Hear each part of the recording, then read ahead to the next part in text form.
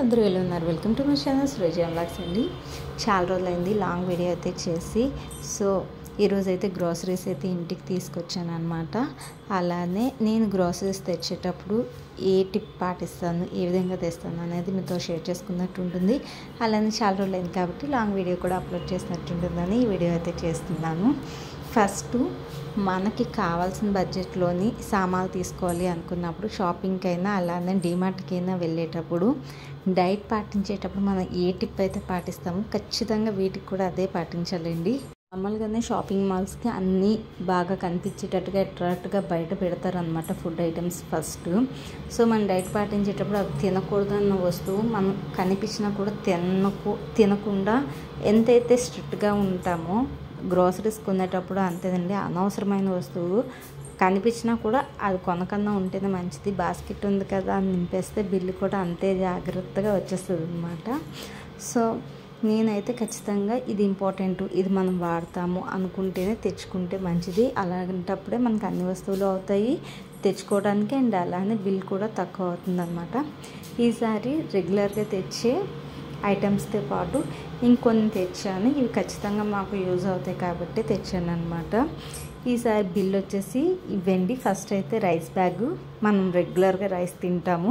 And అలానే 26 kgs వచ్చేసి మాకు డిమార్ట్లోని 1500 దగ్గర పడింది. అండ్ అలానే ఒక కూల్ డ్రింక్ అయితే తెచ్చాము. అండ్ అలానే పినాయిలు మనం తడుగుడు పెట్టుకునేటప్పుడు, అండ్ అలానే దేవుడి సామాన్లు వచ్చేసి అగరబత్తీలు, ధూప్ స్టిక్, ఇంకా అలానే ఆయిల్ ఒకటి తెచ్చాను. మిల్లెట్స్ ఫుడ్ కొంచెం చేంజ్ చేద్దాము, ఇప్పుడు రైస్ అయిపోతుంది కదండి. సజ్జలు, జొన్నపిండి, అండ్ అలానే జొన్నలు కూడా తీసుకొచ్చానండి. అలానే చియా సీడ్స్ తెచ్చాను. కర్రీస్ వైజ్ యూస్ చేసుకోవడానికి కాబూల్ శనగలు, అండ్ అలానే మిల్ మేకర్లు 2 ప్యాకెట్లు తెచ్చాను.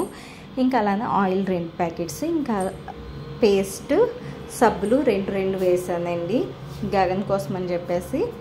పాప్కార్న్ అలానే లంచ్ బాక్స్ యూస్ అవుతుందని పన్నీరు, అలానే ఇంకా బాస్మతి రైస్ కూడా తీసుకొచ్చామండి ఎప్పుడైనా బిర్యానీ చేసుకోవడానికి. బెల్లమే వాడతాం కాబట్టి షుగర్ అయితే తీసుకురా. అలానే చికెన్ మసాలా కామన్ మనం వాడతాం కదా ఎక్కువగా. సో ఇవి తెచ్చుకున్నానండి. వీటికే మాకు అలాగా రైస్ బ్యాగ్తో కలిపి 3800 చేంజ్ అయితే అయ్యింది. ఖచ్చితంగా మనం ఇవి యూజ్ చేస్తాం కాబట్టి ఇవి తెచ్చుకుంటే మంచిది. యూజ్ చేయము, ట్రయల్స్ చేస్తాం అనుకున్నప్పుడు తక్కువ తెచ్చుకుంటే మంచిది. నేను జొన్నపిండి ఎప్పుడు జొన్న రొట్టెలు అయితే చేయలేదు. సరే ఈసారి ట్రై చేద్దాం కదా అని చెప్పి పిండి తక్కువ తెచ్చాను, జొన్నలు ఎక్కువ తెచ్చానండి. ఎందుకంటే మిల్లెట్ దోశ అది చేసుకోవడానికైనా బాగుంటుంది, లేదంటే మనం జొన్న అన్నం చేసుకొని తినడానికైనా బాగుంటుంది కదా అని చెప్పి అలా తెచ్చాను. అలానే సోడిపిండి అయితే మా దగ్గర ఉందండి, అందుకని సోలు అయితే తేలేదు. కొంచెం మాకు గోధుమ నూక కూడా ఉంది, అందుకని గోధుమ నొక్కిసారి తేలేదు, గోధుమ పిండి తెచ్చాను. ఎందుకని చపాతీలు చేసుకుంటాం కదా అని చెప్పి.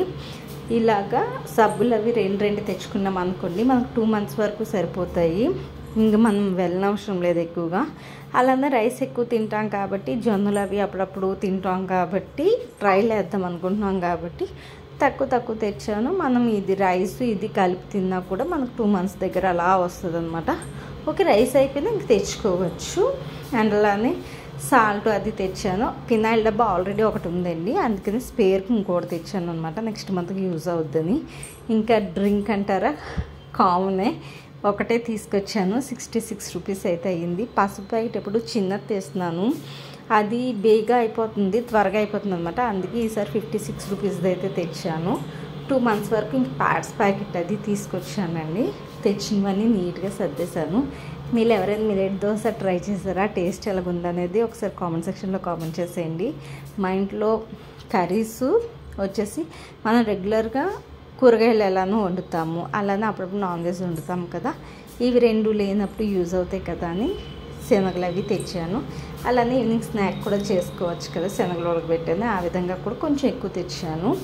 సో ఇదేంటి ఈరోజు వీడియో నచ్చితే లైక్ చేసి షేర్ చేయండి. Thanks for watching.